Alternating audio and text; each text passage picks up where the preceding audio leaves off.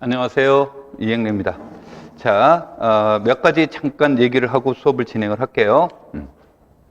원래 이제 9판을 가지고 수업을 진행을 하려고 했는데, 현재 이제 9판이 이제 준비되어 있는 분들도 있고, 8판을 준비한 분들이 많고, 그래서, 8판으로 이렇게 수업을 합니다. 그런데 이제 9판을 가지고 있는 분들이 8판을 가지고 수업하는데 이제 불편함이 있을 것 같아서, 아마 이제 자료로 제공된 게 뭐냐면, 8판 자료를 이제 지금 여러분들한테 타이핑을 해서, 자료를 이렇게 제공을 한 겁니다. 그래서 9판을 가지고 계신 분들이 그거를 다 프린트할 필요는 없고, 보면서 내용이 혹시 틀린 게 있으면 그런 부분만 체크를 하시면 될 거고, 그 다음에 연습 문제 같은 경우가 이제 다르니까 연습 문제 같은 경우만 프린트해서 이제 보시면 아마 수업하는데 큰 게 지장이 없을 겁니다. 자, 그 다음에 이제 8판을 가지고 계신 분들은 따로 자료를 이렇게 프린트할 필요는 없어요. 그 자료를 똑같은 자료를 가지고 있는 거니까 교재를 보시면서 수업을 들으시면 될 것 같고요. 그 다음에 이제 수업 강의의 형식은 이제 어떻게 할 거냐면, 우리가 이제,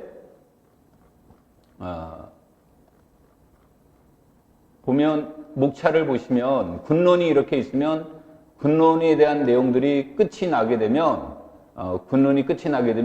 이때까지에 나왔던 현대대수학에서 군론에 관련된 기출문제, 100%는 아니지만, 2010년 이후의 기출문제들을 가능하면 이제 다루려고 합니다. 그래서 이제 이런 것들을 이제 다루도록 하고요. 그 다음에 이제 환과 체가 나오는 이 부분들에서, 이제 수업은 벡터 공간과 다원화는 안 할 겁니다. 그래서 소이달과 극대이달까지는 끝나게 되면 또, 환에 관련된 기출문제를 가지고 이제 또 수업을 진행을 할 거예요. 그러니까 여러분들이 수업 들으시면서, 기출문제 같은 경우는 책에 나와 있는 기출문제들은 정상적으로 수업하라겠지만, 책에 나와 있지 않는 기출문제들은 우리가 이제 수업 후에, 각 영역이 끝난 후에 우리가 여러분들하고 수업할 때 자료로 제시를 할 것이고, 그걸 토대로 이제 수업을 할 거니까, 그걸 참고해서 이제 보시면 됩니다. 자. 먼저, 군에 대해서, 현대대수학에 대해서 이제 간단하게 얘기를 해보면, 현대대수학에서에 대한 내용들 중에서 군론은 무엇을 중심으로 나오냐면, 군의 구조를 중심으로 해서 이제 우리가 문제가 출제된다라고 이제 보시면 됩니다. 자, 그래서 군의 구조라는 것을 이해하기 위해서는 우리가 이제 크게 세 가지를 이제 얘기가 되는데, 첫 번째로는 생성원이라는 개념을 이해를 하셔야 돼요. 그래서 생성원을 이제 우리가 찾아내 나가는 과정을 해 나가는데, 이 생성원이라고 하는 것은 순환군에서도 있지만 순환하지 않는 군에서도 생성원이 존재합니다. 단 하나에 의해서 생성되느냐, 두 개 이상에 의해서 생성되느냐에 따라서 순환군이냐 아니냐라는 것이 이제 달라지는 거니까요. 자, 그 다음에 이제 생성원을 구했다면 생성원의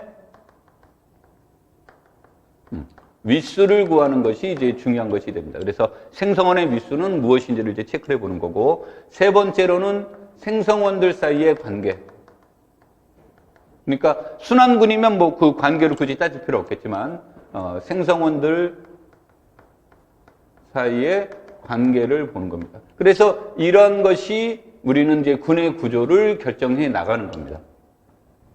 자, 그런데 이제 우리가 군에 대한 내용들을 얘기를 할 때, 그래서 군이라고 하는 것은 집합이라는 곳에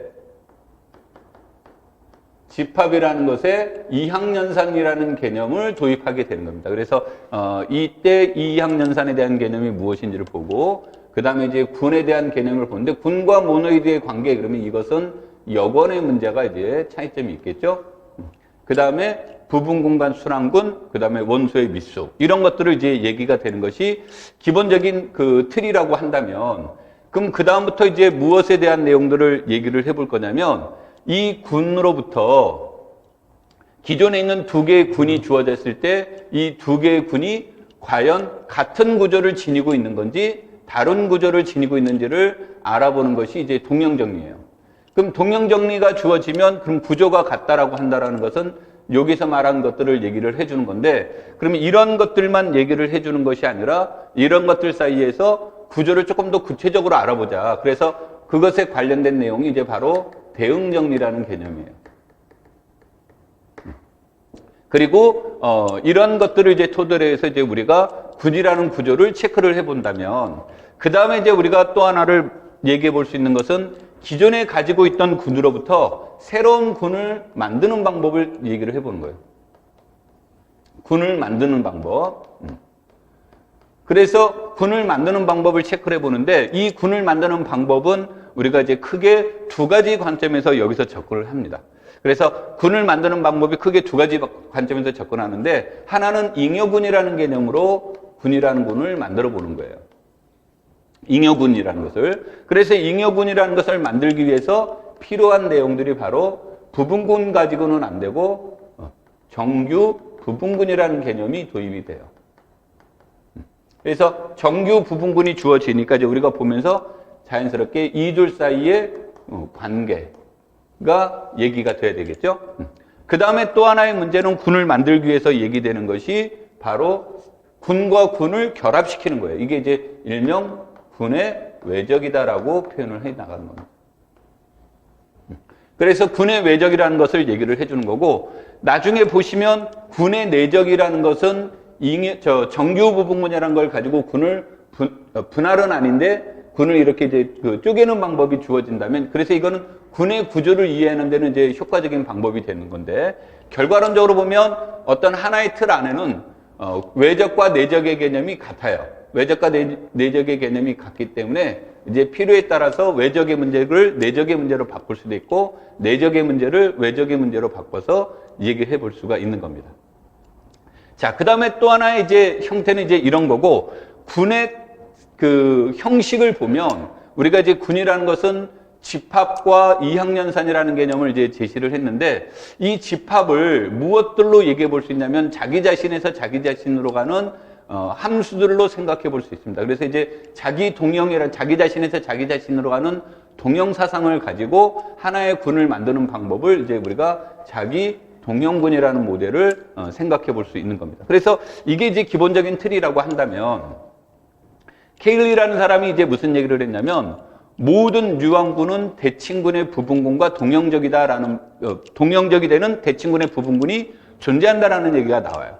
자, 그래서 우리가 이제 그런 관점에서 접근해 보는 것들도 있을 수 있지만, 대칭군이 생각보다 복잡합니다. 복잡하다 보니까 그런 것들을 이제 이해하는 것, 군에 대해서 스페셜한 모델들을 이제 알아보는 것이 대표적인 것이 비가환군이고, 비가환군 중에서 유한인 비가환군과 무한인 비가환군을 이제 생각해 볼 수 있는 거고, 유한인 비가환군에 대한 대표적인 모델은 우리가 대칭군, 그 다음에 정이면체군, 이런 것들이 대표적인 모델에 이제 해당이 되고요. 무한인 비가환군의 대표적인 모델이 일반 선형군에 해당이 되는 겁니다. 자, 그래서 여러분들이 이제 우리가 군에 대한 그 이론들을 이제 이해하려고 한다면 바로 이러한 것들을 기초로 해서 우리가 군론에 관련된 내용들을 보면 될 겁니다. 그래서 이게 이제 스토리예요. 그래서 이것을 기초로 해서 이제 제시를 해보는 거고, 이와 같은 스토리가 가장 잘 나와 있는 책 중에 하나가 박승환 선생님이 쓰신 현대대수학입니다. 그래서 여러분들이 보시면서 이러한 것들을 머릿속에 염두에 두는 거고, 시험 문제라고 하는 것은 출제위원들이 이러한 틀 안에서 나오는 겁니다. 이러한 틀 안에서 나오는데, 단지 그 모델이 뭐 작년에 나온 것처럼 외적을 통해서 나오는 것들도 있을 수 있는 겁니다. 그러니까 그거는 하나의 모델이니까 그 모델에 연연해서 전체를 보시면 안 되고요. 자, 다시 지금부터 이제 우리가 먼저 해야 될 내용들은 이러한 것들을 이해해 나가는 겁니다. 이런 것들을 이해해 나가고, 그 다음에 군론이라고 하는 것들에 대한 내용들 중에는 여러 가지 이제 이론들이 많이 나오게 되는데, 여러분들이 그 필요한 이론들은 반드시 외워둬야 됩니다. 그러니까 뭐 우리가 이해를 물론 해야 됩니다만 이해만 가지고 제시를 하면 안 되는 거고, 그 다음에 현대대수학이라는 과목을 어려워하는 경우가 많은데, 그 어려워하는 이유들 중에 하나는 현대대수학이라는 과목이 굉장히 추상적이라는 거예요. 그래서 추상적인 것이 돼서 여러분들이 이 모델을 이해하는데, 현대대수학이라는 군의 모델을 이해하는데 여러분들이 참고로 해야 될 것 중에 하나가 정수론 얘기예요. 정수론 얘기인데, 우리가 이제 수업을 진행을 하면서 맨 처음에 이제 정수론을 기초로 해서 먼저 한 주 정도를 수업을 할까 그랬는데, 조금 너무 추격적인 내용이 이제 들어갈 수 있고, 그래서 정수론에서 나오는 내용들을 군론에서 나올 때 필요한 내용들을 정수론 얘기를 보충하면서 이제 수업을 할 겁니다. 그래서 정수론에서 나와 있는 기본적인 내용들이 하나의 중요한 모델이 되니까 이런 것들을 이제 이해해 주시는 게 좋겠고요. 그 다음에 이제 순환군과 연계되어 있는 모델인데 이런 것이 이제 단원군에 대한 그 문제들이 이제 작년에 나오기도 했습니다만 그래서 원을 갖다가 n등분해 준 겁니다. 단위원을 n등분해 준 이런 모델. 이것과 물론 이제 정수론의 관점에서 본다면 덧셈군 Zn과 동형적이라서 이거를 보면 되는데 이것은 이제 직관적 해석이 아주 용이합니다. 직관적 해석이 용이해서 이런 것들에 대한 개념들을 여러분들이 이제 이해하시면 되겠고 아까도 얘기했던 대칭군 치원들로 이루어진 대칭군의 모델, 그 다음에 행렬의 모델, 그 다음에 합동변환의 모델. 이러한 것들이 대표적인 우리가 이제 그 현대대수학 군론 내용들을 이해하는 가장 이제 그 보편적인 모델들입니다. 그래서 여러분들이 이러한 모델들은 상식적으로 알아두는 게 좋고 또 내용적으로 본다면 아주 어렵게 접근해 나가는 건 아니에요. 어렵게 접근해 나가는 건 아니기 때문에 여러분들이 너무 굉장히 부담스러워 하시지 말고 하나씩 체크하면 됩니다. 그 다음에 이제 특히 우리가 이제 이 문제들 중에서 특히 유행 같은 경우는 이제 그림을 그리는데 이게 바로 확대체로 넘어갔을 때 확대체에서 아주 중요한 모델화를 만들어 줍니다. 그래서 요와 같은 것들은 아주 중요한 모델이고 복소수적 사고가 들어가지만 우리가 어렵지 않게 다 문제를 접근해 나갈 수가 있어요. 그래서 큰 그림에서 요 관점에서 보면서 우리가 이제 수업을 진행해 보도록 하겠습니다. 자, 그 다음에 우리가 이제 현재 비대면 수업을 하는데 내가 여러분하고 수업을 하면서 이제 여러분들이 특히 지금 인터넷으로 이제 수업을 듣신 분들한테 이제 얘기하고 싶은 거는 뭐냐면 내가 자, 여러분들한테 이 문제를, 연수 문제를 풀 때 풀어보세요라고 이렇게 얘기를 할 겁니다.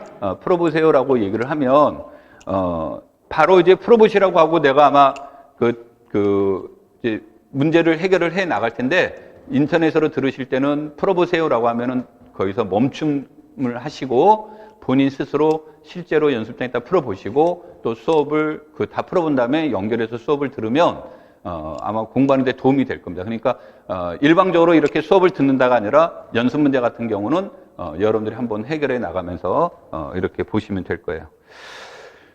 자, 그러면은 본격적으로 내용으로 들어가도록 하겠습니다. 이건 이제 환 얘기할 때 다시 환에 관련된 내용들은 다시 얘기하도록 할게요. 2장 군과 예.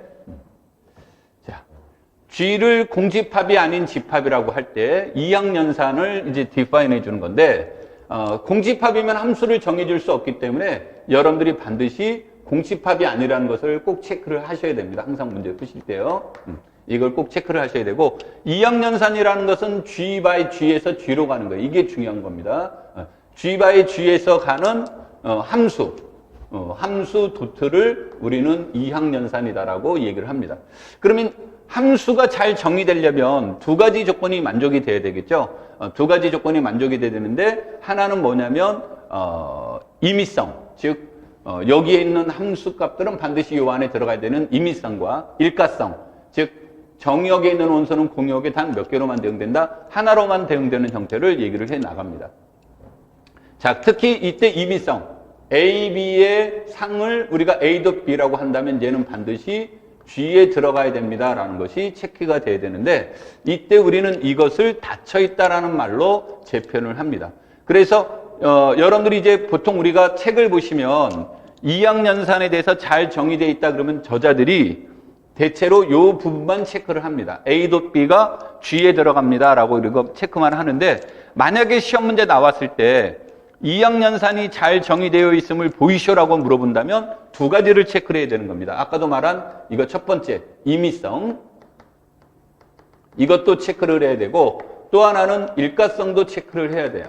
그래서 일가성이란 A1, B1과 A2, B2가 같으면 A1도 B1과 A2도 B2가 같습니다라는 것이 반드시 체크가 돼야 돼요. 근데 이제 보통 책에서 이런 설명을 할 때 요 일가성이 자명하게 나타나는 경우가 흔해서 우리가 임의성만을 이제 보통 강조를 합니다. 즉 닫혀있다만 체크를 하니까 여러분들 그걸 체크를 하셔야 되고, 그걸 염두에 두셔야 되고, 실제 시험 안에서는 잘 정의되어 있음을 밝혀라 그러면 꼭 요 내용까지 밝혀야 된다. 요거를 이제 놓치시면 안 됩니다.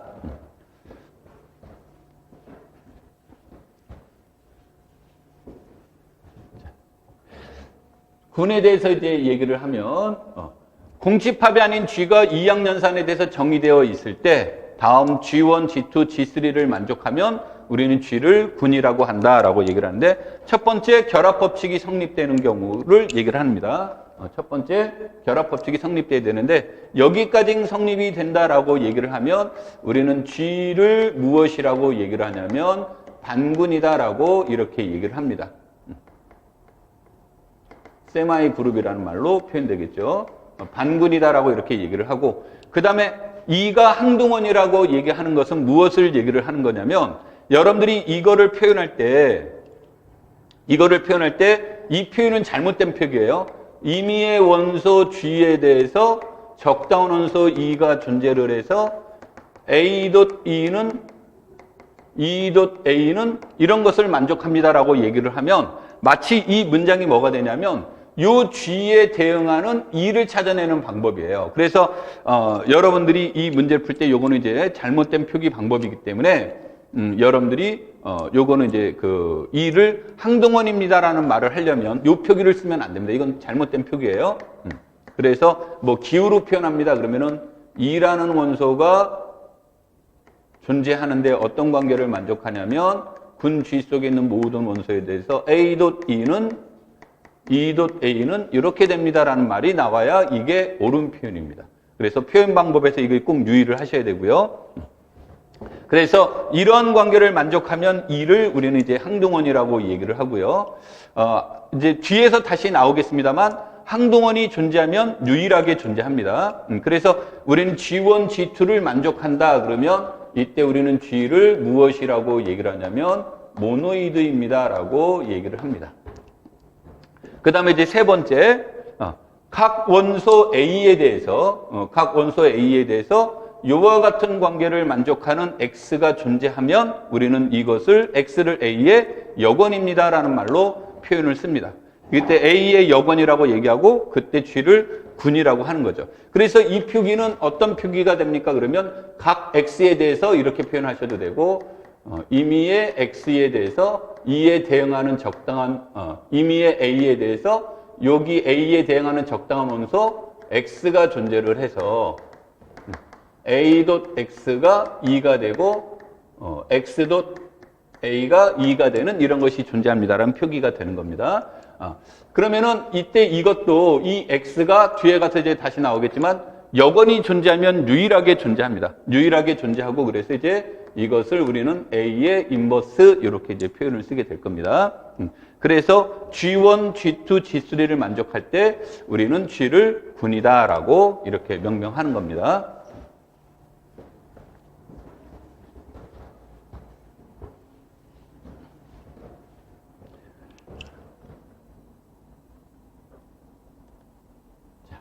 그래서 이때 G1, G2를 군에 대한 공리계 뭐 이런 말로 표현을 쓰는 거죠. 자, 근데 여기에서 연산기호는 우리가 형식적으로 뭐 도트 이런 걸 쓰지만 연산기호는 뭐 이걸 표현해도 되고 이 표기를 써도 되고 이 표시를 써도 되고 이 표시를 써도 되고 연산기호를 표현하는 방법은 뭐 자유롭습니다. 자유로운 거니까 크게 의식하시지 말고 어떤 것든 이제 쓰면 됩니다라고 이렇게 이제 이해하시면 되겠고요. 자, 이때 군에서 아벨군 또는 가환군이라고 하는 것은 일단 군이 주어졌을 때 모든 원소에 대해서 교환법칙이 성립되면 우리는 그러한 군을 아벨군이다라고 이렇게 얘기를 하는 거고, 교환법칙이 성립되지 않는 원소가 단 하나라도 존재하면 우리는 그것은 아벨군이 아닌 거죠. 그래서 이제 뭐 한자를 써서 비아벨군 또는 비가환군이라는 말로 표현을 씁니다.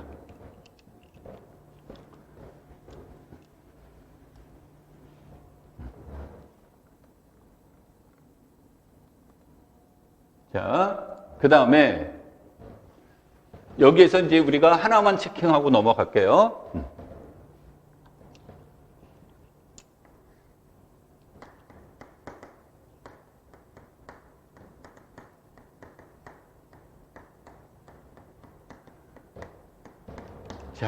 무한집합이라고 하는 것에 대한 정의는 무엇입니까? 우리가 말로 표현하면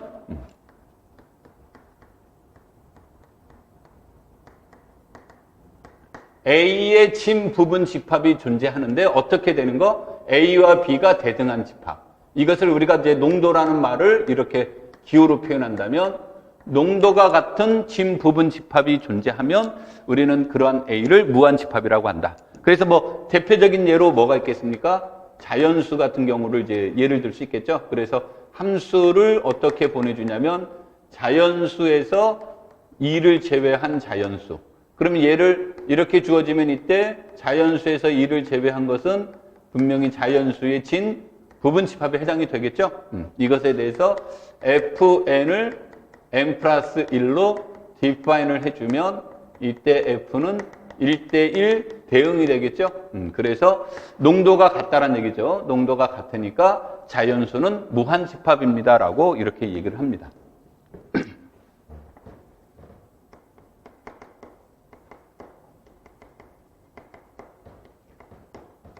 자, 그 다음에 유한집합에 대한 내용을 이제 보시면 유한집합에 대한 내용은 뭐 우리가 고등학생 버전으로 얘기하면 유한집합은 원소가 유한계요. 뭐 이렇게 이제 표현해 줄 수가 있는데 이때 유한집합이라고 하는 것은 내가 무한집합을 먼저 정의를 내렸는데 유한집합이라고 하는 것은 무한이 아닌 집합을 유한집합이다라고 명명을 하는 거죠. 무한이 아닌 집합을 유한집합이다라고 하는데 이거를 표현을 다시 쓴다면 이런 뜻이 되겠죠.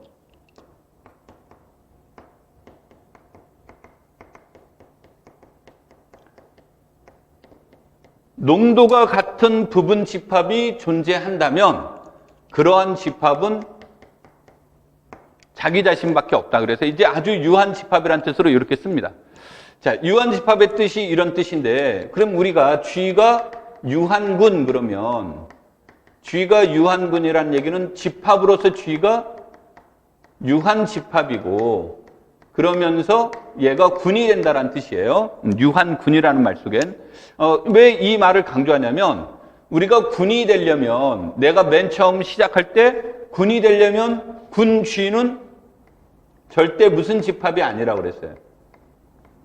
공집합이 아니라는 말을 썼죠. 그래서 유한군 그랬을 때는 우리가 유한집합, 공집합은 유한집합인데 유한군 그러면 여기에서 얘기 나오는 것은 이렇게 주어지면 이 표현으로 얘기가 되는데 이때 이것을 예로 뭐로 표현되는 경우가 있냐면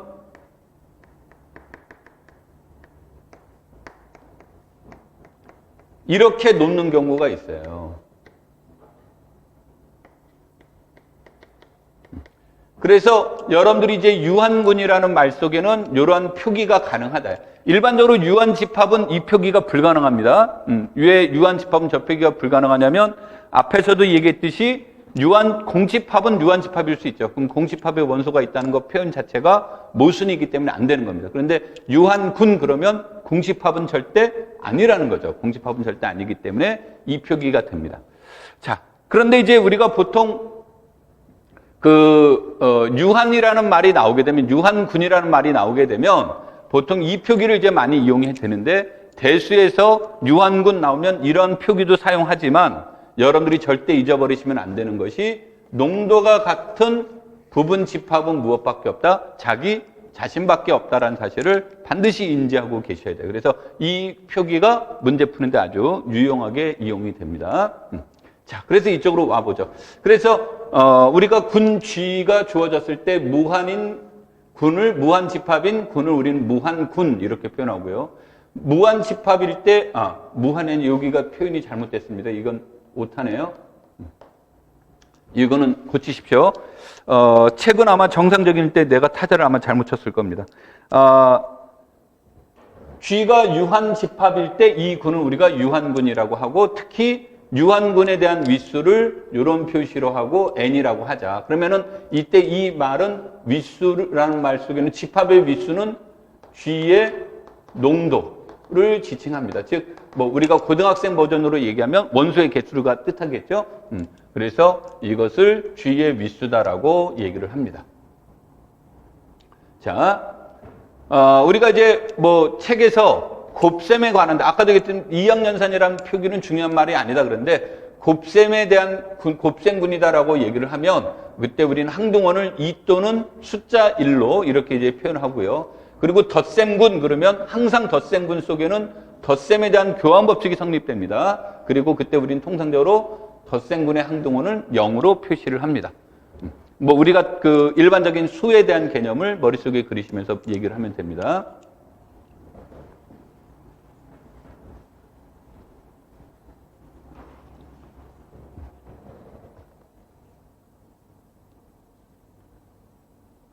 자, 그래서 덧셈군 그러면 항상 결합법칙이 성립하고, 그럼 이제 우리가 결합법칙이 성립하는 데까지 나오면 반군이다 그랬죠. 그 다음에 덧셈군 속에는 항상 교환법칙이 성립하고, 그 다음에 항등원이 존재하는데 우리는 항등원의 이름을 영원이라고 이름을 붙일 겁니다. 덧셈군의 항등원을 영원 또는 우리가 0 이런 식으로 이름을 붙일 겁니다. 그래서 여기까지 만족되면 우리가 아까 말한 것처럼 모노이드. 그 다음에 덧셈에 대해서 덧셈 여건이 존재하게 되면 이제 군이 되는데, 이때 A에 관한 덧셈 여건을 우리는 이제 앞으로 표시를 이렇게 표시를 할 겁니다. 마이너스 A.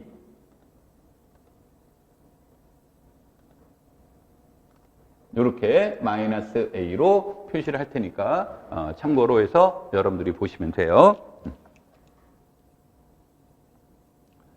자, 그 다음에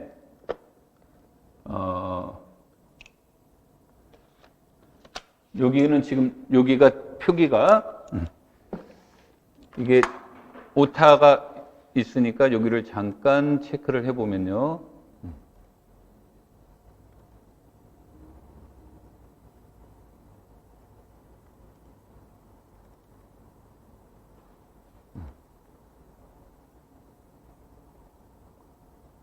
이렇게 된 겁니다. 이렇게.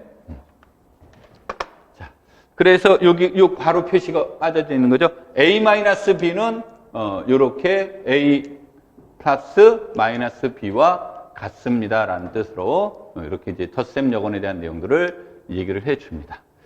자, 그러면 이제 우리가 아주 뭐 기본적으로 여기 파트는 이제 넘어가도록 할게요. 앞으로 이제 수업에서 정수 전체 집합은 Z로, 그 다음에 유리수 전체 집합은 Q로, 실수 전체 집합은 R로, 복소수 전체 집합은 C로 이렇게 나타나게 되면 이런 것들은 덧셈에 관해서 군을 이루게 될 거고요.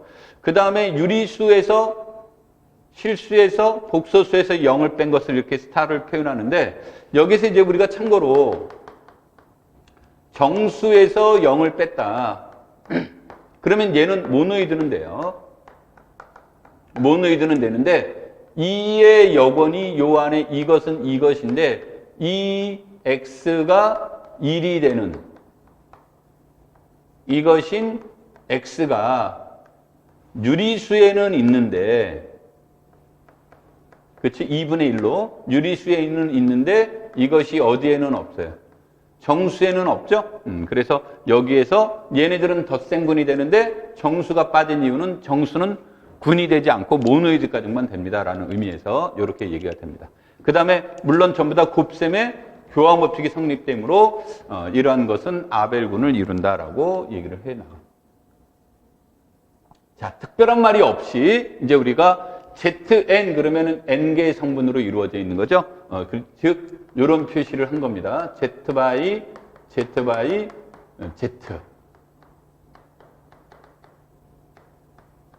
이렇게 표시됐다는 뜻이에요. 그 다음 Rn도 마찬가지로 이렇게 쓰게 되면 얘네들은 덧셈에 관해서 군을 이루게 되고, 그 다음에 성분끼리 합을 해준 거죠. 그 다음에 영원은 모든 성분이 0인 거고, 그 다음에 각각의 원소에 대한 덧셈 여건은 각각의 덧셈 여건 마이너스 A1, 마이너스 AN과 같은 형태로 이루어졌다는 것을 알 수가 있습니다.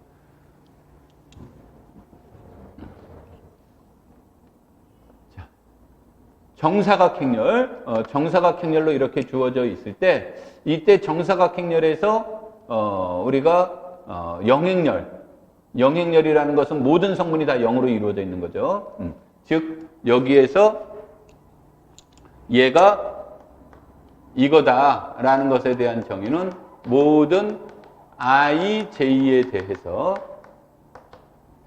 A의 I, J가 모두 다 무엇으로 이루어져 있는 거? 0으로 이루어져 있는 행렬을 우리는 영행렬 또는 0으로 이렇게 표현을 합니다. 자, 그 다음에 모든 주대각선의 성분이 이제 이렇게 주어져 있을 때, 여기에서 IN, 이제 이건 영어식 표현입니다. 아이덴티티라는 말에서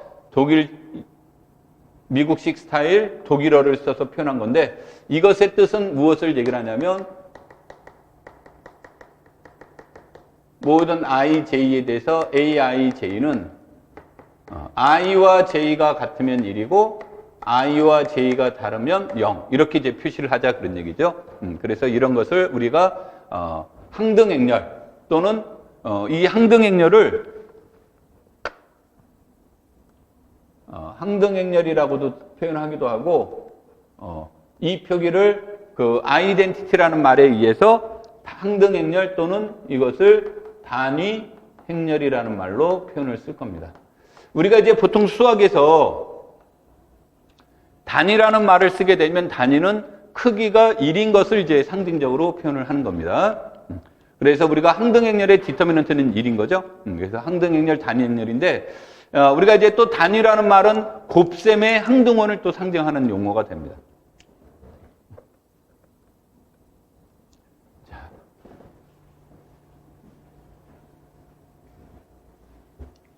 자, 그래서 얘네들을 정사각 행렬 매트릭스, 정사각 행렬 전체의 집합을 이렇게 이제 나타내게 된다면 이때 행렬의 합을 각각의 성분의 합으로 표현해주고 행렬의 곱은 이렇게 표현해 주어지면 이 말은 C의 IJ라는 말은 I행과 J열을 곱한 거를 뜻하는 거죠. I행과 J열을 곱한 것으로 이렇게 얘기를 해줄 때 이때 얘는 덧셈에 대해서 군을 이루고 이렇게 됩니다라는 뜻인데 곱셈에 대해서는 모노이드까지는 돼요. 모노이드까지는 되는데 그 다음 얘기들은 군으로는 발전이 안 되고 일반적으로는 교환 법칙이 성립하지 않습니다.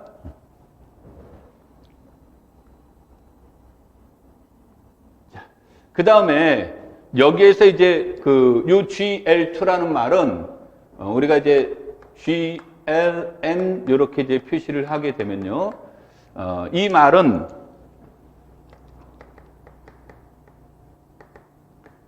N차 정사각 행렬들로 이루어져 있는데 이때 이것의 행렬식이 0이 아닌 것들의 모임을 이렇게 표현을 합니다. 그래서 얘가 이제 군이 돼서 사람들은 이것의 이름을 일반 선형군이다라고 이렇게 명명을 합니다. 이런 뜻으로요. 자, 그러면 우리가 이제 그 중에서 특히 n이 2일 때를 여기서 이제 모델화를 시켜줬는데요. n이 2일 때를 얘기를 해주면 이런 거죠. 2차 정사각 행렬 곱하기 2차 정사각 행렬은 2차 뭐가 돼요? 정사각 행렬이 됩니다. 이런 뜻인 거고. 그 다음에 이것이 요 안에 다시 들어가려면 디터미넌트 A, B를 따져봐야 되는데 디터미넌트 A, B는 디터미넌트 A, 디터미넌트 B 이렇게 표현을 하죠. 그래서 A, B가 전부 다 여기 안에 멤버가 되면 얘도 0이 아니고 얘도 0이 아니고 그 다음에 그것에 대한 것이 실수값이니까 실수에서 0이 아닌 수의 곱은 0이 아닌 거죠. 그래서 이 표현으로 닫혀 있습니다라는 뜻이 됩니다. 자, 그러면 정칙 행렬이면 역행렬이 존재하죠. 역행렬이 존재하고 디터미넌트 A의 역행렬을 곱해주면 얘는 항등행렬이 되는 거고 항등행렬의 디터미넌트는 1이고 요거는 디터미넌트 A의 인버스 이런 표현이 되겠죠. 그래서 이것의 값도 0이 아니라서 역행렬이 존재하고 그래서 그런 이유로 얘는 무엇이 된다가 돼요? 군이 됩니다. 이런 뜻이죠. 군이 되는데 통상적으로 A를 이렇게 주면 이때 디터미넌트는 마이너스 1이 돼서 0이 아니죠. B는 이렇게 주면 이것도 디터미넌트가 마이너스 1이 돼서 0이 아니래고 좌우지간 둘 다 0은 아니니까 2차 정사각 행렬에 들어가 있는 거죠. 일반선형은 여기 요 안에 이제 들어가 있는 것이 됩니다. 근데 A, B를 해주면 이렇게 나오고요. B, A를 해주면 얘하고 얘하고 하면 1, 그 다음에 얘하고 얘하고 하면 0, 2, 0, 2, 1 이렇게 나오죠. 그래서 이 말은 일반 선형군 GL2는 교환 법칙이 성립하지 않는다. 그래서 비가환군이다라는 뜻으로 이렇게 얘기를 한 겁니다.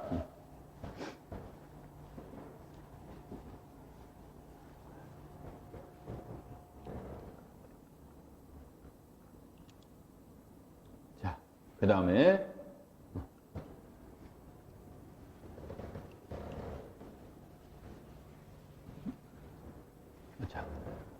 공집합이 아닌 X에서 공집합이 아닌 X로 가는 1대1 대응을 우리는 이것을 치환이라고 하는데, 이런 거죠. 첫 번째로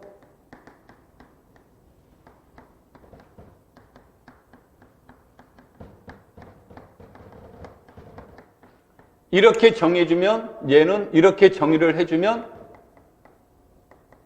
얘는 뭐가 됩니까? 1대1 대응인데, 우리는 통상적으로 1x를 무슨 치환이라고 명명을 해요? 항등 치환. 이제 항등 사상이 되는 거죠. 항등 치환이라고 하는데, 이 말은 따라서 치환 전체들의 모임 하면 이게 이제 나중에 군이 된다 그래서 시메트릭이라는 표현을 이제 이렇게 쓸 겁니다. 그래서 그게 C자 S를 따오기도 하고요. 이 S를 고대 그리스 문자의 알파벳 순으로 표현하면 그게 시그마가 됩니다. S에 해당되는 데가 시그마에 해당되는데, 시그마의 소문자는 요거고 대문자는 요게 되죠. 그래서 이제 우리가 시그마 할 때 이런 표현을 이제 많이 쓰는데, 이 시그마 이 표현을 쓰게 되니까, 뭐 이건 시험하고는 관계없습니다만, 이 시그마 기호를 쓰면 이것의 장점은 뭡니까? 이 장점은 위아래가 이렇게 평평하죠. 평평하다 보니까 여기에 S에 K는 1에서 N 이 표기시를 하는 거하고 K는 1에서 N 했을 때 이 표시를 했을 때 평평하니까 이것을 표현하는 게 훨씬 더 좋아서 사람들이 보통 우리가 S라는 것을 시그마, 그래서 우리가 고등학교에서는 시그마를 합의 기호를 쓰죠. 서메이션 할 때 그것도 마찬가지로 같은 이유에서 이제 나온 겁니다. 그래서 치환 전체들의 모임을 S of X 또는 시그마 X 이렇게 표시를 합니다. 자, 그래서 이제 방금 말한 것처럼 이와 같은 내용들이 이제 뭐 이게 X를 강조하기 위해서 이렇게 쓰기도 하고 요걸 이제 생략하기도 하는데, 여기서는 숫자 1의 의미가 아니라 항등 치환을 얘기를 하는 거죠. 그래서 요거를 체크하는 이유 중에 하나는 이 말은 이것들의 모임은 절대 무슨 집합이 아니란 걸 강조한 겁니까? 공집합이 아니라는 것을 강조를 한 겁니다. 그래서 공집합이 아니고, 그 다음에 이제 우리가 그림으로만 이제 얘기를 해보면 X에서 X로 가는 것이 타우 시그마라고 한다면 이때 우리는 시그마도 타우가 되는데, 그러면 이때 시그마도 타우도 X에서 어디로 가는 함수예요? X로 가는 함수죠? 그리고 얘가 1대1 대응이고, 1대1 대응이 되면 합성함수 또다시 얘도 1대1 뭐가 돼요? 대응이 된다라는 얘기죠. 그래서 여기에서 도트를 함수의 합성으로 이렇게 표시를 해주면 얘는 1대1 대응이고, 이 말은 시그마도 타우가 다시 어디에 들어가 있다요? X에 들어가 있습니다. 그래서 함수의 합성에 대한, 그러니까 도트를 그 이항연산으로 보는 거죠. 그렇게 주어지면 얘는 잘 정의되어 있습니다라는 것을, 이항연산에 대해서 잘 정의되어 있다는 걸 알 수 있고요. 그 다음에 함수는 이미 우리가 잘 알려져 있다시피 뭐가 됩니까? 결합법칙이 성립한다가 되고요. 그 다음에 항등사상은 시그마 X를 해주면 시그마 1X가 되고, 얘는 X가 돼서 따라서 시그마 1은 시그마가 된다는 뜻이죠. 뭐 같은 이유로 계산해주면 얘도 뭐가 돼요? 이렇게 주어져서 이때 항등치환이 무엇이 됩니까? 항승원이 된다는 것을 알 수 있다가 돼서 모노이드구나 이런 뜻이 되겠죠. 자, 그 다음에 얘가 1대1 대응이면 반드시 역치환이 존재하는 거죠. 역함수가 이렇게 존재하게 되는데, 어떤 관계를 이루어집니까? 시그마도 시그마 인버스의 X는 X가 되고, 시그마 인버스도 시그마 X도 X가 되는 이런 시그마 인버스가 존재하죠? 이런 것들이 존재한다가 돼서 말을 바꾸면 얘가 바로 뭐가 된다는 얘기예요? 항등치환이 된다는 얘기죠? 그래서 여기에선 역원도 존재합니다. 그래서 우리가 앞에서 말한 G1, 2, 3를 다 만족해서 얘는 군이 되는데, 이때 이러한 군들을 대칭군을 우리는 시메트릭 그룹이다라고 이렇게 얘기를 합니다. 그래서 뭐 그 책의 저자마다 조금 다를 수 있는데 여러분들이 이제 그 치원들의 모임이니까 치원군 이 말이 더 친근감이 갈 수 있는데 우리는 이제 보통 뒤에서 나올 대친군의 부분군을 치원군이라고 일반적으로 명명하고 치원들의 모임을 대친군이라는 말로 이렇게 이제 명명을 합니다.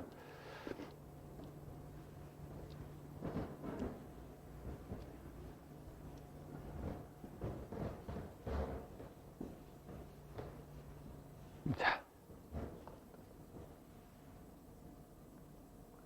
그래서 이렇게 이제 주어져 있을 때 여러분들이 이제 우리가 주로 얘기하려고 하는 것은 이게 이제 유한집합인 경우를 가지고 얘기를 하려고 합니다. 그래서 유한집합이라고 얘기한다면 이때 대칭군 SX를 n차 대칭군이다. 근데 이때 n은 X에 있는 원소의 개수가 n개 있다는 뜻으로 이렇게 주어지고 우리는 뭐가 됩니까? 치원의 개수니까 이렇게 주어지면 SX 속에 있는 원소의 개수는 얼만큼 존재해요? n 팩토리얼만큼 존재하더라 이런 뜻이죠. 그래서 이런 뜻이 되면 사람들이 이제 우리가 보통 n차 대칭군 하면 이런 뜻이 되는 거고 이 문제 풀 때 x를 x1, x2, xn으로 표현할 수도 있는 거고 a1, a2, an으로 표현할 수도 있고 뭐 문자로든 얼마든지 표현될 수가 있는데 우리는 이제 특별한 말 없이 얘네들은 원소가 다 무엇과 대등합니까? 자연수 집합 얘와 대등하다가 되겠죠? 그래서 우리가 대칭군을 얘기를 할 때 통상적으로 X에는 n개의 원소가 있습니다. 그러면 X를 우린 특별한 말 없이 1, 2, n으로 이렇게 표시를 하고 내용을 다룹니다. 자, 그러면은 이때 치원이라고 하는 SN에 대해서 얘네들은 이것이므로 얘네들은 재별되는 겁니다. 이러한 의미를 이제 우리는 이런 뜻으로 표현이 된다라고 얘기를 하는데 무슨 뜻인고 하면 치원에 대해서 이제 여러분들이 이렇게 알 수도 있겠지만 우리가 그 좀 더 구체적인 예를 통해서 여기서 이 뜻을 이해해 보도록 할게요. S3를 가지고 이 얘기를 해보도록 하겠습니다.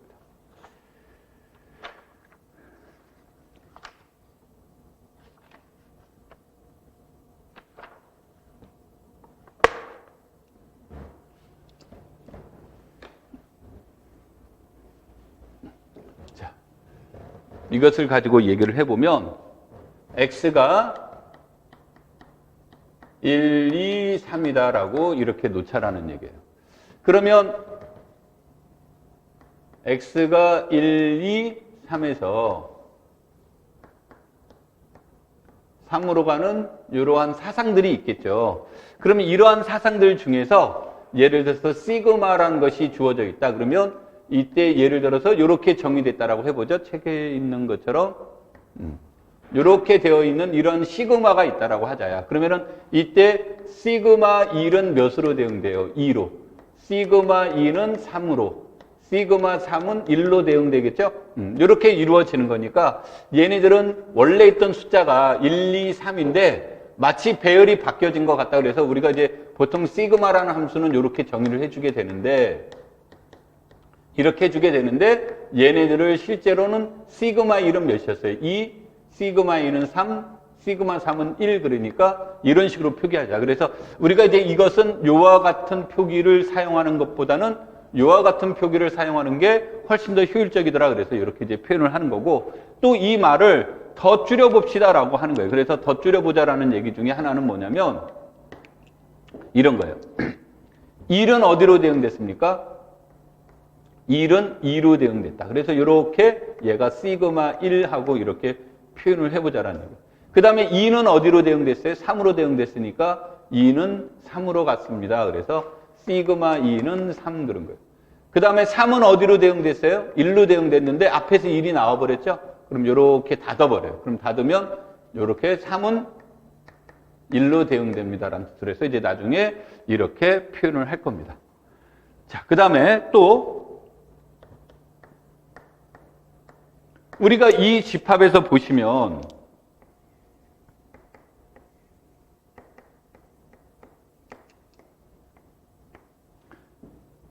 내가 이렇게 표현해 줄 수 있다죠. 이렇게 표현해 줄 수 있는데 그럼 2는 어디로 간 거예요? 3으로. 3은 1로. 1은 2라고 해서 이 함수와 이 함수가 다른 게 아니라 두 함수는 같은 거죠. 그래서 이 표기를 내가 배열을 하는데 내가 꼭 굳이 1부터 표현할 필요는 없다죠. 그래서 누군가가 나는 이렇게 표현할 거야 또는 뭐 어떤 사람들이 나 이렇게 표현할 거야 라고 할 수 있다죠. 그러면은 2는 3으로 대응됐죠. 3은 1로 대응됐고 1은 2로 대응됐으니까 이 두 함수는 같은 거예요. 3은 1로 대응됐고 1은 2로 대응됐고 2는 3으로 대응되니까 이 두 함수는 같습니다. 2는 3으로 대응됐고 1은 2로 대응됐고 3은 1로 대응됐으니까 같아요. 다 같은 거예요. 이 함수는 다 같은 함수더라 그런 얘기예요. 다 같은 함수인데 왜냐면 우리가 여기에 이것을 배열하는 방법에 가지고 쓰는 몇 가지 방법이 있어요. 3팩트니까 6가지 똑같은 함수를 표현하는 방법이 6가지가 나올 거란 말이에요. 6가지가 나오게 되는데 우리가 그때마다 막 쓰면 복잡하니까 우리 사람들이 이런 문제 풀 때 그냥 우리 일관성 있게 다루자 그래서 맨 처음에 오는 수를 가능하면 다 몇으로 숫자를 1, 2, 3 이렇게 순서적으로 표시를 해주면 나중에 중복됨 없이 일관되게 표현을 해줄 수가 있습니다. 그래서 여기에서 이제 그 저자가 시그마는 요거에 같습니다라는 말의 뜻은 결국은 이렇게 쓰는 게 이게 사실은 아까 6가지 표현이 나올 수 있다고 그랬죠. 요 배열의 문제가 6가지 배열의 문제가 있는데 이 중에 그 배열을 이왕이면 처음부터 다 같은 거니까 뜻이 같은 거니까 나중에 이걸 규칙을 안 다져주면 일관성 없이 중복된 표현이 나올 수 있다. 그러니까 중복된 표현이 나올 수 있으니까 우리는 요 표기 사용하지 맙시다. 이 뜻이 같은 건지 아니까 이제 이런 뜻 사용하지 말고 우리는 이제 이렇게 일관되게 씁시다라는 의미로 여기서 이제 제시를 해준 겁니다.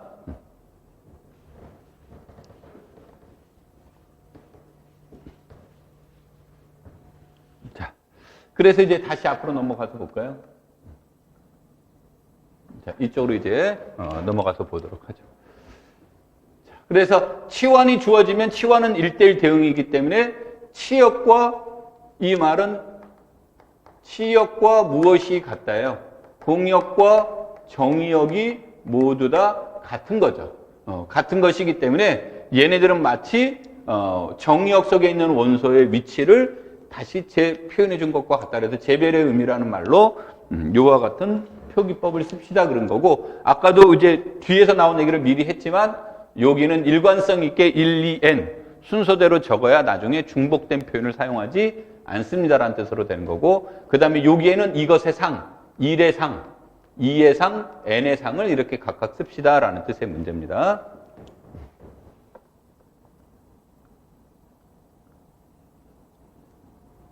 자, 그 다음에 이제 두 번째로 요것에 대한 내용들이 이제 주어지는데 이 문제는 시그마도 타우가 주어졌습니다 라고 할 때 타우는 이렇게 주어지고 이렇게 주어졌습니다. 그럼 이런 거죠. 그러면은 이 말의 의미는 시그마도 타우라는 것은 1이 타우 1로 갔어요. 타우 1로 간 다음에 그러면 이러한 것 중에 타우 1이 이렇게 주어지는 거죠. 예를 들어서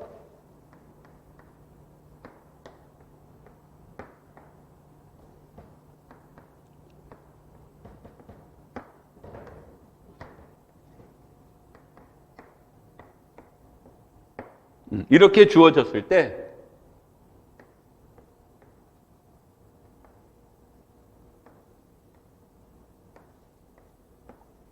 이런 함수가 주어졌다라고 한다면 얘네들은 시그마도 타우에 대한 문제가 이렇게 이제 표시가 되는 거죠. 표기를 잘못 썼습니다. 타우도 시그마의 표현이 되는 거죠. 자, 그러면 이렇게 주어지면 여기에서는 이제 어떻게 진행이 됩니까? 여기서 이제 말하고자 하는 것은 타우도 시그마 1은 그러면 타우 시그마 1이 되는 거죠. 그러니까 1은 2로 갔어요. 그러면 얘는 시그마 1이 되는 거죠. 그러면 시그마 1이라는 것은 2라는 숫자가 돼서 타우의 2는 그러면은 얘는 2라는 표현이니까 타우의 2는 저기서 몇으로 대응돼요? 1로 이렇게 대응이 됩니다. 그러면 결국은 여기에서 1, 2, 3하고 표현됐을 때 여기에 1의 상은 뭐가 들어가는 거예요? 타우도 시그마에 1 이렇게 들어가는 거죠. 그렇죠? 자, 그 다음에 2는 어디로 갑니까? 2는 뭐 마찬가지로 여기가 돼서 얘가 시그마 2가 되고 시그마 2는 얘가 시그마 2는 실제로 3이고 얘는 이렇게 표현되니까 여기에 들어가는 이 말은 여기 2는 최종적으로 여기에 들어가야 될 것은 타우도 시그마의 2. 여기에 최종적으로 들어갈 것은 타우도 시그마의 3. 뭐 그렇게 이제 표현이 된다면 1은 결국은 1로 대응되고 2는 3으로 대응되고 3은 2로 대응되는 이러한 사상을 만들어낼 수 있다는 뜻이에요. 그래서 여기에서 말하는 것은 결국은 시그마 타우가 주어지면 1은 시그마 타우 1의 상이 가는 거고 2는 이렇게 합함수. 그러니까 말을 바꾸면 함수의 합성입니다. 그런 거고 여기에서 시그마의 역 그런 거죠. 그러면 시그마의 역을 이제 체크를 해주면 시그마의 역을 생각해주면 우리는 원래 있었던 것이 시그마가 이렇게 주어져 있으면 시그마 인버스는 역으로 가는 것으로 보는 거예요. 이렇게 시그마 1, 2, 3 이렇게 되는 거예요. 즉 시그마 1은 몇으로 가는 거예요? 시그마 1은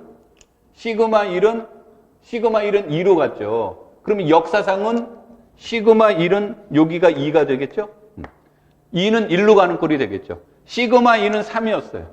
그럼 3은 몇으로 가요? 2로 가고. 시그마 3은 1이었는데 1은 3으로 가는 거죠. 그러면은 이렇게 표현해주면 2, 3, 1, 1, 2, 3 이렇게 표현될 수도 있고 아까 우리는 요거 혼돈이 없어서 1, 2, 3 이렇게 순서대로 적자 그랬죠? 그럼 1은 몇으로 갑니까? 3으로. 2는 1로. 3은 2로 대응되는 이러한 사상이 되는 겁니다라고 이렇게 구해줄 수 있다는 뜻이에요. 이런 식으로 구해주는 것이 역함수의 표기법입니다라고 얘기를 해주는 겁니다.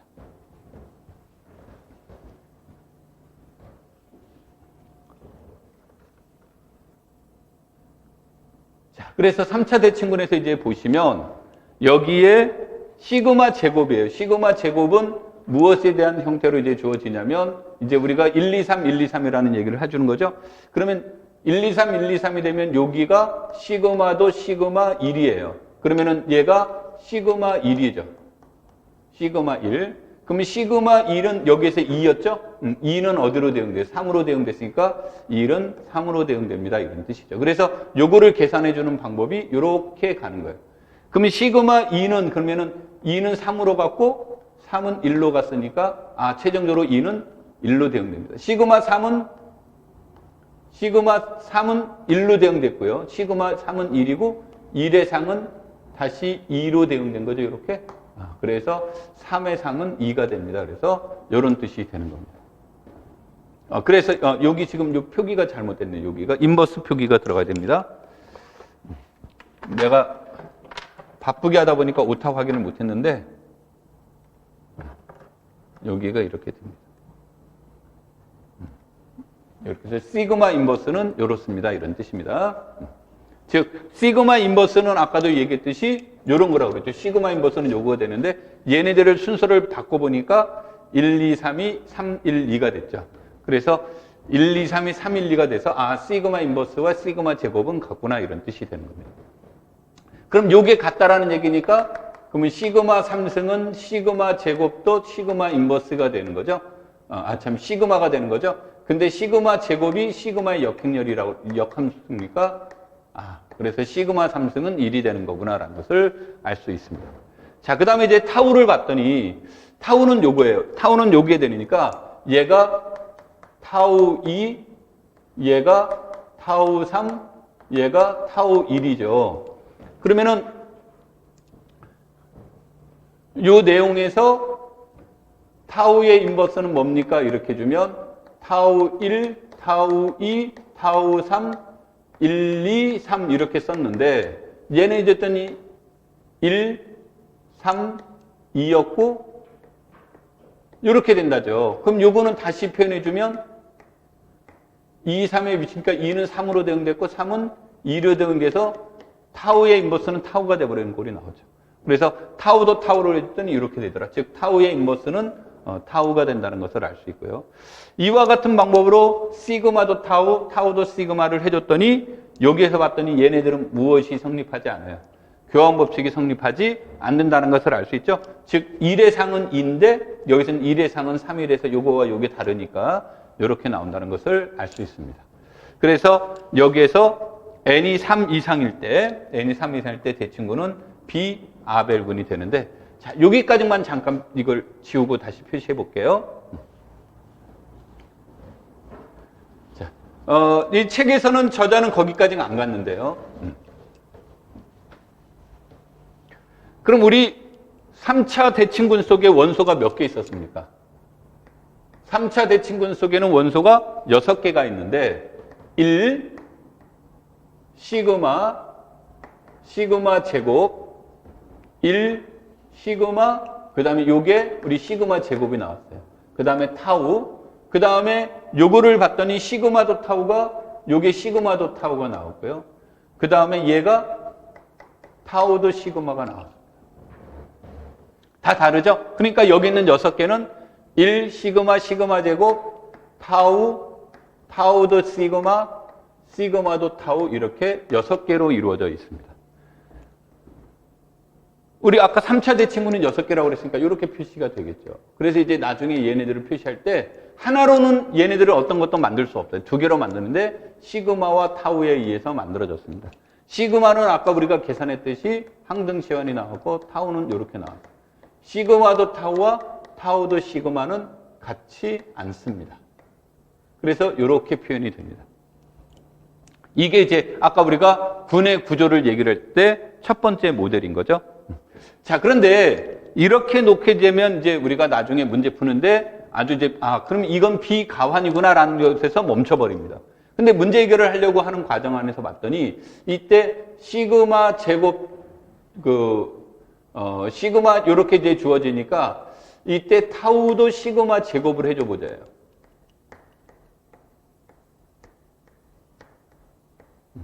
그러면 시그마 제곱이 아까 이렇게 나왔고요. 그 다음에 타우가 이렇게 나왔죠. 이렇게 나와서 이거를 체크를 해봤더니 1은 몇으로 갔어요? 1은 3으로 갔고요. 3은 3으로 갔으니까 1은 3으로 갔죠. 그 다음에 2는 1로 갔고 1은 1로 갔으니까 2는 1로 갔어요.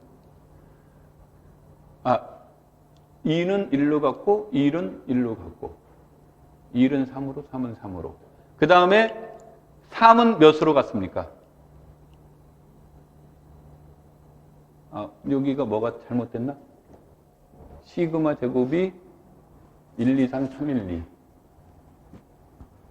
그쵸. 내가 여기를 잘못 썼죠. 그래서 이상하다 그랬어요, 지금.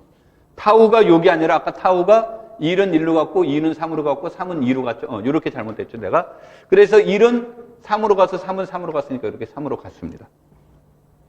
2는 1로 갔고 2는 1로 갔으니까 이거 계속 잘못 썼네. 계속 잘못 썼죠. 미안합니다. 1은 3으로 갔고 3은 2로 갔으니까 이렇게 갔죠. 그 다음에 2는 1로 갔고 1은 1로 갔으니까 얘는 1로 갔죠. 그 다음에 3은 2로 갔고 2는 3으로 갔죠. 그래서 3은 3으로 가요. 그래서 얘는 1, 2예요. 이렇게 나왔어요. 이렇게 나왔는데 아까 우리가 시그마도 타우도 뭐가 됐습니까? 시그마도 타우도 이렇게 나오니까 얘는 타우도 시그마의 제곱과 같은 결과가 얻어진 거죠. 이렇게. 그래서 우리가 이제 여러분들이 이런 문제를 다룰 때 단순하게 이렇게 교환법칙이 성립하지 않네 할 수도 있습니다. 그러니까 이걸로 멈춰도 되는데 이게 이제 나중에 문제 풀 때 교환법칙이 성립하지 않는구나라는 정도에서 멈춰버리는데 우리가 여기서 원하는 건 이렇게 가기를 원하는 겁니다. 이것도 맞는 말이지만 이게 더 우리가 원하는 방법이에요. 그래서 이 말은 교환법칙은 성립하지는 않고 이런 관계를 가지고 있구나 정도로 얘기를 한 겁니다. 그래서 우리가 여기에서의 그 저자가 이것을 목적으로 삼지는 않았지만 여러분들에게 이러한 것을 암시하는 거고 아까 말한 군의 구조를 염두에 둔 표기 방법입니다. 자, 그래서 3차 대칭군은 이렇게 이루어졌구나라고 얘기를 하는 거고요.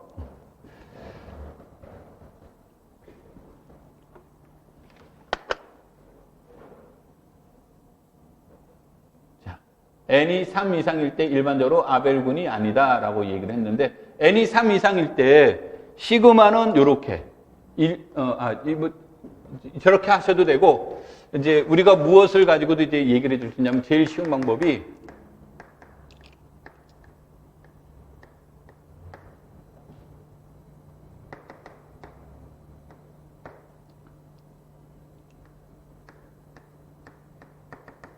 이렇게 놓고요.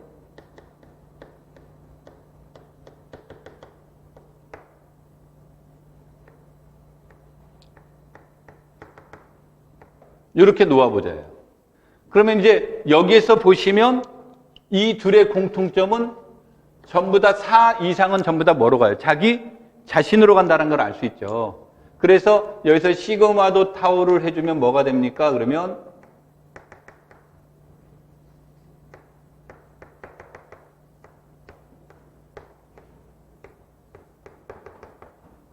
이렇게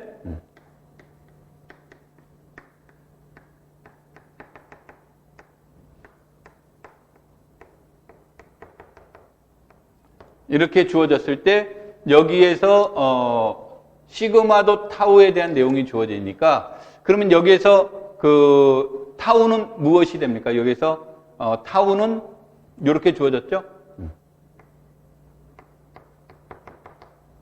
시그마는 내가 표현을 타우가 시그마가 이렇게 그 다음에 여기서는 타우가 시그마가 이렇게 이루어져 있죠.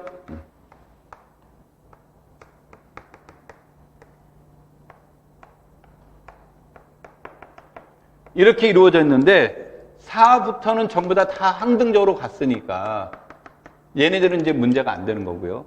여기에서 1을 보시면 1은 3으로 갔고요. 3은 3으로 갔으니까 최종적으로 1은 3으로 갔죠. 2는 2로 갔고 여기에 2는 1로 갔죠. 그러니까 2는 최종적으로 1로 갔습니다. 그 다음에 3은 1로 갔고 1은 2로 갔으니까 최종적으로 3은 2로 갔어요. 자, 여기에서 보시면 1은 2로 갔습니다. 1은 2로 갔고 2는 2로 갔으니까 1은 2로 갔죠. 그 다음에 2는 1로 갔고 1은 3으로 갔죠. 3은 3으로 갔고 3은 1로 갔죠. 그래서 여러분들이 이미 보시다시피 값이 다르다는 걸 알 수 있죠. 그래서 얘네들은 항상 무슨 법칙이 성립하지 않는다? 교환 법칙이 성립하지 않는다는 것을 알 수 있습니다. 그래서 n이 3 이상일 때 대칭군 S에는 아벨군이 아니다. 이런 뜻으로 표현이 됩니다.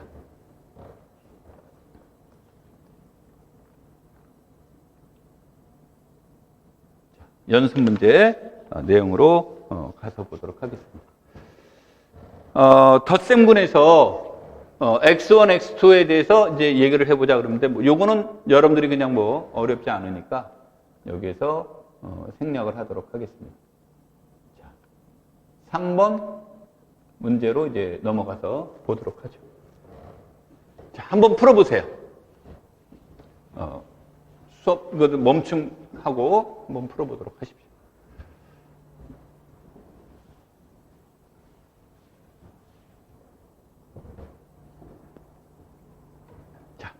풀어봤습니까?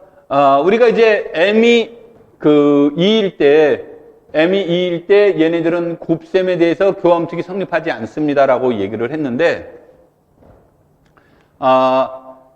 이게 이제, 참고로, 여기에서는 이게 지금 문자가 잘못됐는데,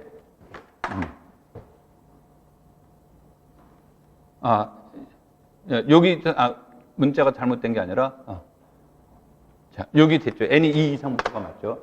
이것이 되면 우리는 머릿속에서 얘를 이용하면 되니까 3번 문제나 4번 문제나 같은 뜻이에요.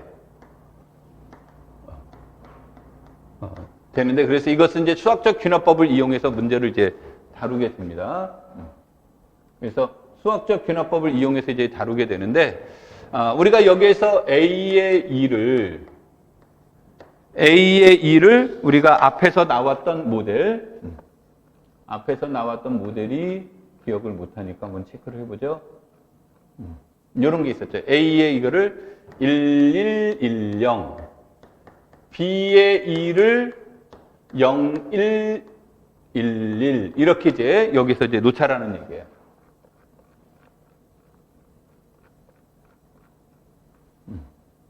그럼 얘는 이제 2차 정사각형렬이 맞죠? n이 2일 때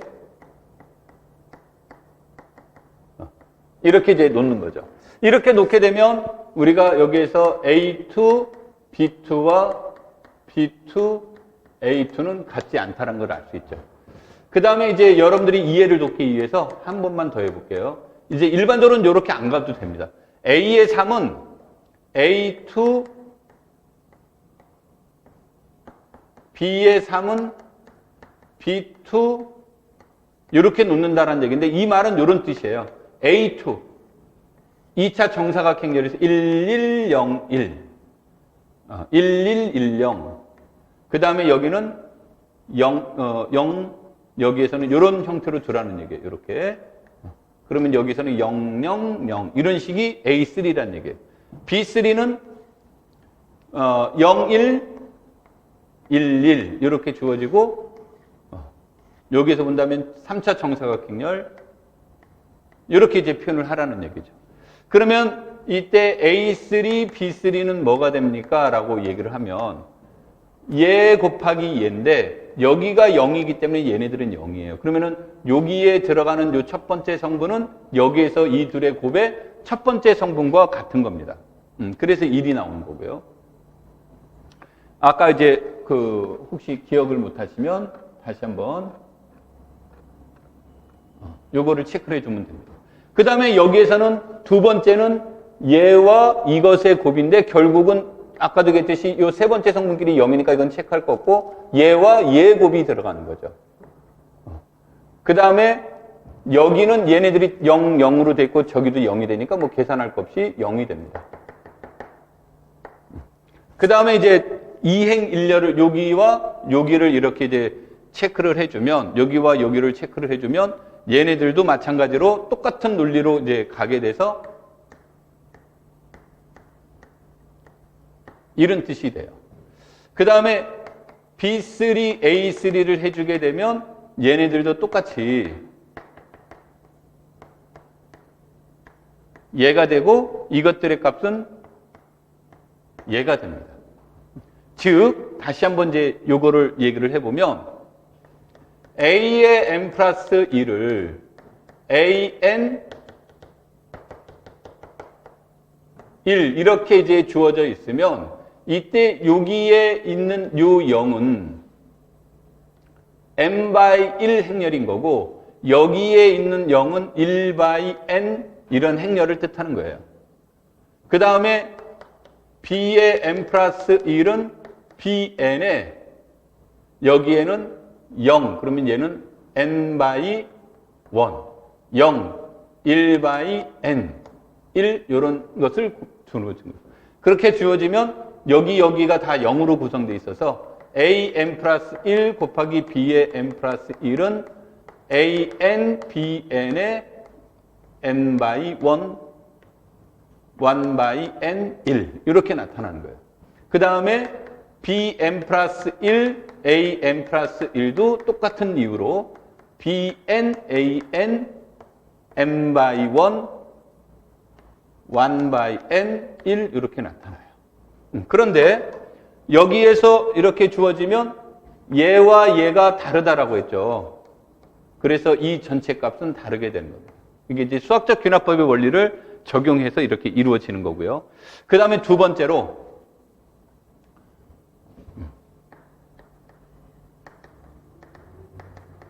이와 같이 정사각 행렬들에 의해서 이루어지는 이런 행렬이 주어지고 얘가 이제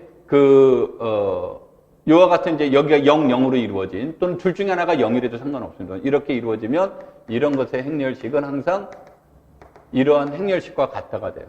이 말은 얘가 정칙 행렬이면 이것도 정칙 행렬. 얘가 정칙 행렬이면 얘도 무슨 행렬? 정칙 행렬이 됩니다. 그래서 방금 얘기한 것처럼 이것의 디터미넌트가 마이너스 1이기 때문에 이것의 디터미넌트도 마이너스 1이 되고 B2의 디터미넌트가 마이너스 1이기 때문에 B3의 디터미넌트도 마이너스 1이 되는 겁니다. 그래서 여러분들이 이것이 비가환이라는 것을 증명하시오 그랬을 때